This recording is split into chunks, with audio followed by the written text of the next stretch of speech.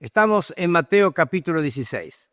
Al llegar al versículo 21 nos dice Mateo que desde entonces comenzó Jesús a declarar a sus discípulos que le era necesario ir a Jerusalén y padecer mucho de los ancianos, de los principales sacerdotes, de los escribas, y ser muerto y resucitar al tercer día. Desde entonces, y vamos a ver más adelante otras oportunidades donde el Señor hace una pausa y les recuerda: vamos a Jerusalén, es necesario que padezca, es necesario que muera, y también dice, es necesario que resucite al tercer día. Ahora, era muy lógico para todos ellos que si el Señor iba a Jerusalén, iba a haber graves conflictos. Que padeciese era previsible. Que llegase a la muerte también lo era. Pero siempre el Señor que habló de esto, siempre termina el anuncio diciendo resucitar al tercer día. Y aunque el Señor siempre habló de resucitar al tercer día, evidentemente esto que era fuera de lo normal, fuera de lo natural, fuera de lo lógico, no les quedó registrado. Uno puede observar que no estaban esperando la resurrección. Al contrario, los incrédulos parecía que se acordaban de ello cuando van a pedir que coloquen una guardia, porque este dijo que iba a resucitar, hagan algo, a ver si es peor el remedio que la enfermedad, si roban el cuerpo. Ellos se acordaban, los discípulos no, pero el Señor siempre procuró preparar su corazón con esta esperanza de que tras los sufrimientos vendría su resurrección. Entonces Pedro, tomándolo aparte, comenzó a recomendarle diciendo: Señor, ten compasión de ti, en ninguna manera esto te acontezca. Pero él, volviéndose, dijo a Pedro: quítate de delante de mí, Satanás, me eres tropiezo, porque no pones la mira en las cosas de Dios, sino en la de los hombres. Así que si alguno había sugerido la infalibilidad papal, bueno, poco tiempo después el Señor le tiene que decir: quítate de delante de mí, Satanás. Entonces Jesús dijo a sus discípulos, y aquí va a repetir algunos conceptos del capítulo 10, que tenía que ver con el precio del discipulado. Si alguno quiere venir en pos de mí, primero, niéguese a sí mismo, es decir, lo que yo quiero hacer, primero yo, tome su cruz, estar dispuesto a pagar lo que significa seguir a Jesús, y sígame. Porque todo el que quiera salvar su vida la perderá, y todo el que pierda su vida por causa de mí la hallará. No hay mejor pérdida, no hay pérdida más provechosa que aquel hombre, aquella mujer que pierde su vida para ganar la vida que Dios tiene preparada para él. Qué bárbaro, ¿no es cierto? A veces nos afanamos tanto, luchamos tanto por alcanzar nuestras metas, lograr nuestra vida. Yo quiero tener esto, yo quiero lograr esto, yo quiero cuando tenga esta edad estar en esta posición, y hacemos esfuerzos, sacrificamos muchas veces un matrimonio porque no tenemos tiempo para cuidarlo, sacrificamos la relación con nuestros hijos por la misma razón, para obtener cosas que de pronto cuando las tenemos nos dan cuenta que, como decía el sabio Salomón, son toda vanidad de vanidades, todo aflicción de espíritu. Porque ¿qué aprovechará al hombre si ganare todo el mundo y perdiere su alma? ¿O qué recompensa dará el hombre por su alma? Porque el Hijo del Hombre vendrá en la gloria de su Padre con sus ángeles, y entonces pagará a cada uno conforme a sus obras. De cierto os digo que hay algunos de los que están aquí que no gustarán la muerte hasta que hayan visto al Hijo del Hombre viniendo en su reino. Ahora, leemos esta expresión del Señor: el reino no está establecido, el reino no ha venido, y los discípulos están todos muertos, están en la presencia del Señor, pero físicamente ya no están en la tierra. ¿Cómo dijo el Señor esto? ¿Cuándo se cumple esto? ¿Se ha cumplido esto? Sí, se cumple en el capítulo siguiente. Se cumple en el capítulo 17, porque dice que 6 días después Jesús tomó fíjense, a Pedro, Jacobo y a Juan, su hermano, Él junto a Andrés formaban el grupo, ¿se acuerdan? Cuando mostrábamos las diferentes listas, de aquellos 4 que estaban más cerca del Señor. Pero en esta ocasión Andrés no está, es Pedro, Jacobo y Juan. Y fue y los llevó a un monte alto y se transfiguró, se transformó, literalmente esa expresión significa eso, se transformó delante de ellos. Y resplandeció su rostro como el sol, y sus vestidos se hicieron blancos como la luz. Fue el único momento en el ministerio terrenal del Señor donde el Señor adquirió este aspecto. ¿Cómo había concluido el capítulo anterior? Algunos de los que están aquí, algunos, ¿ven? Él lo dijo a todos mis discípulos, algunos de los que están aquí, estos 3 que señalamos, no gustarán la muerte hasta que hayan visto al Hijo del Hombre viniendo en su reino. Esta transformación, este aspecto que muestra aquí el Señor en estos primeros versículos del capítulo 17, ha de ser sin duda el aspecto del Señor cuando Él venga en su trono, cuando Él establezca su reino. Entonces se transfiguró, resplandeció su rostro, sus vestidos se hicieron blancos como la luz. Y no solo eso, aparecieron Moisés y Elías hablando con Él. Moisés y Elías. Así que fíjense el cuadro que tenemos. Tenemos a el Señor con un aspecto totalmente nuevo, desconocido para ellos, asombroso. Tenemos Moisés y Elías. Y es interesante algunas cosas que este pasaje nos sugiere, ¿no? Porque no dice en ningún momento que el Señor le dijo a ellos 3, bueno, vengan muchachos, quiero presentarles, este es el profeta Elías, este es Moisés, mucho gusto, mucho. No, porque en aquel momento, cuando tengamos el nuevo cuerpo, esa nueva vida con ese cuerpo glorificado, tendremos este conocimiento que no requerirá de presentaciones. Están hablando con Él. ¿De qué estaban hablando? ¿Alguno pudo escuchar? Bueno, Lucas registra en el capítulo 9, versículo 30 y 31, dice, he aquí 2 varones que hablaban con él, los cuales eran Moisés y Elías, quienes aparecieron rodeados de gloria y hablaban de su partida. ¿Ven? Este era el tema de la conversación, la partida del Señor. Hablaban de su partida que iba Jesús a cumplir en Jerusalén. Esto es lo que de alguna forma los discípulos escucharon y lo que Lucas, al escribir el Evangelio, va a registrar para cada uno de nosotros. Así que tenemos aquí un cuadro, el Señor lo dijo, el Hijo del Hombre viniendo en su reino. Este es un cuadro del reino. Cuando pensamos en el reino, nosotros tenemos que pensar que tras la tribulación, habrá los que sobreviven al tiempo terrible donde la mitad de la población mundial habrá desaparecer, pero con un cuerpo humano entrarán al milenio del Señor. Y aquí tenemos a estos 3 discípulos que están representando a aquellos que habrán de entrar al milenio. Pero también entrarán algunos que tras haber muerto físicamente habrán de resucitar en la segunda venida del Señor, santos del Antiguo Testamento, santos de la tribulación, para participar del reino. Estos están tipificados por Moisés, que aquí aparece. Moisés murió. Pero también habrá los que entrarán sin conocer la muerte, representados por Elías, quien pasó por este mundo, fue traspuesto sin conocer la muerte. Los santos que dejarán este mundo sin vivir la experiencia de la muerte. Y por otro lado, los que quedan al pie del monte, la ladera del monte, podríamos ser las diferentes naciones que participarán del reinado del Señor. Entonces Pedro dice a Jesús, Señor, bueno es para nosotros que estemos aquí. Si quieres, hagamos aquí 3 enramadas, una para ti, otra para Moisés y otra para Elías.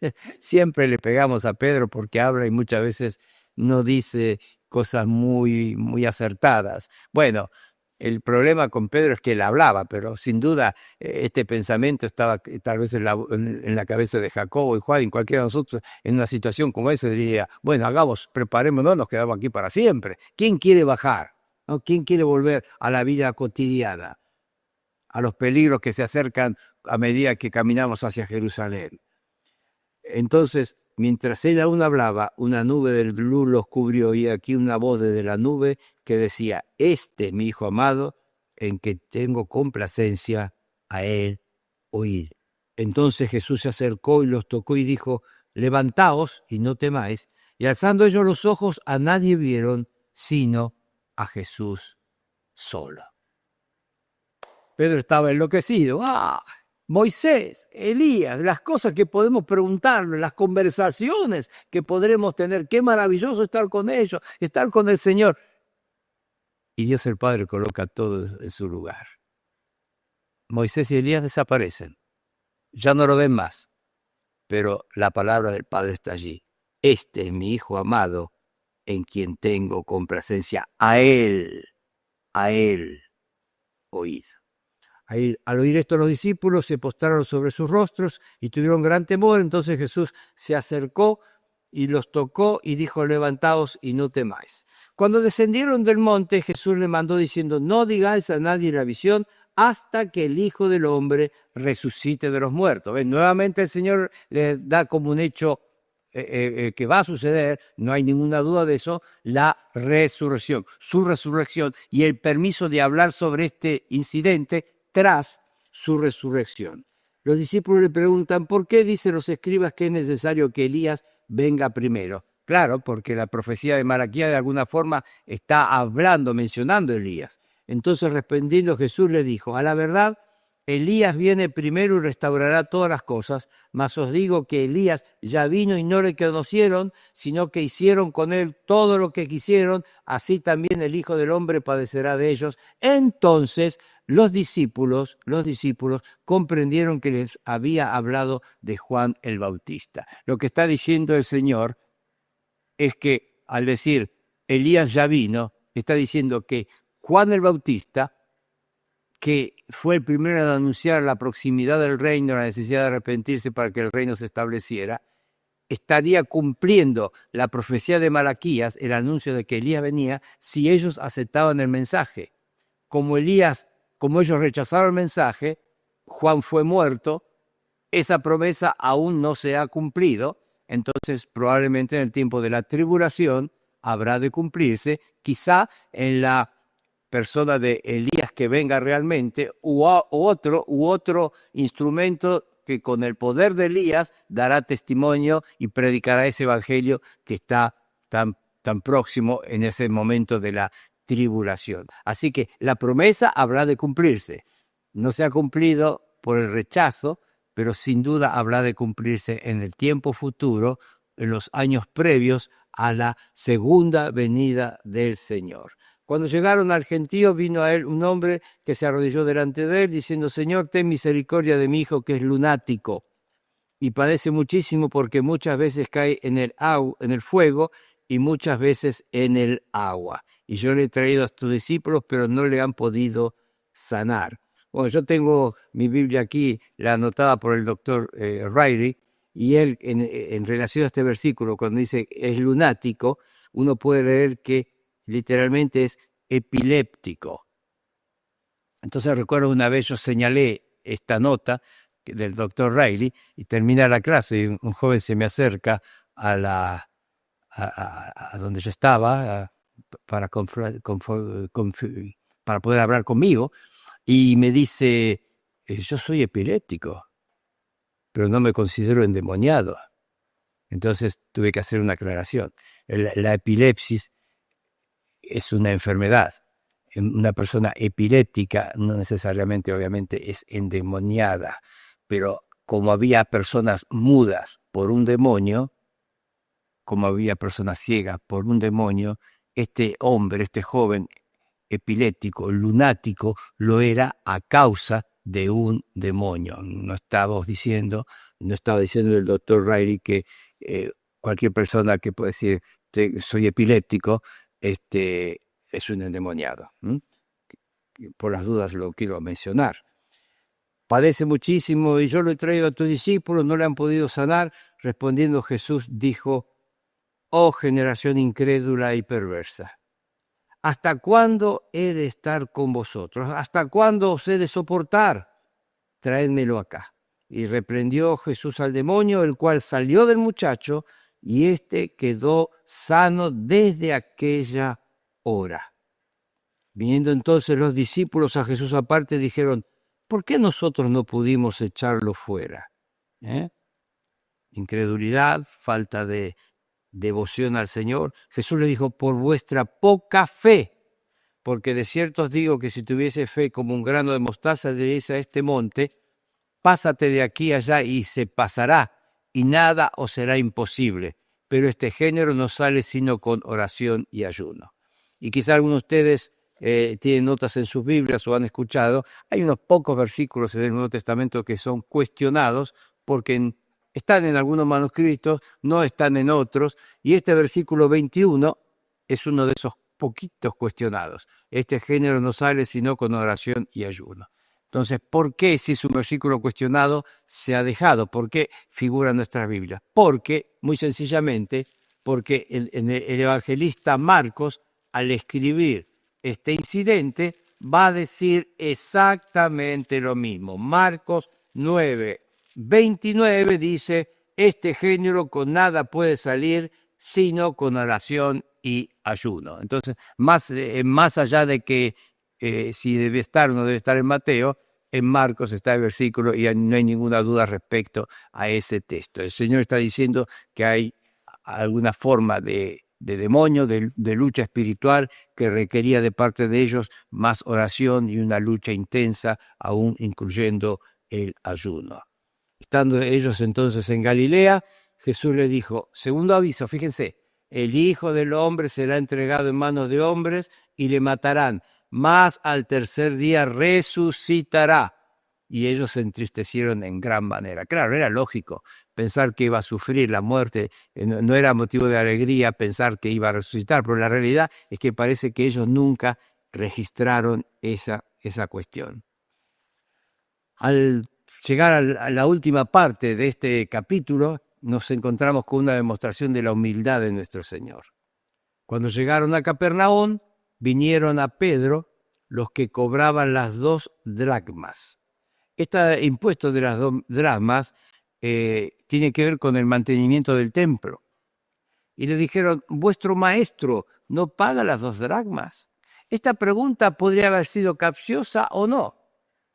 Puede haber sido no capciosa en el sentido que se consideraba que los maestros de la ley estaban exentos de pagar a causa del servicio que hacían enseñando la palabra de Dios, estaban exentos de pagar este impuesto. Entonces puede ser que estos cobradores dijeran: bueno, si es un maestro de la ley, un maestro de las escrituras, quizá no paga. O podría ser con una mala intención, pensando: ¿qué clase de judío es que no paga el impuesto que cada uno de nosotros paga? Cada judío paga. ¿Vuestro maestro no paga? Él dijo sí. Bueno, aquí Pedro se apuró, porque hubiese sido más correcto que él dijera: un momento, el maestro está dentro, voy a preguntarle. Pero él, quizá para defender que el Señor sí pagaba, como un buen judío, él pagaba, él dijo sí. Y al entrar en la casa, Jesús le habló primero diciendo: ¿qué te parece, Simón?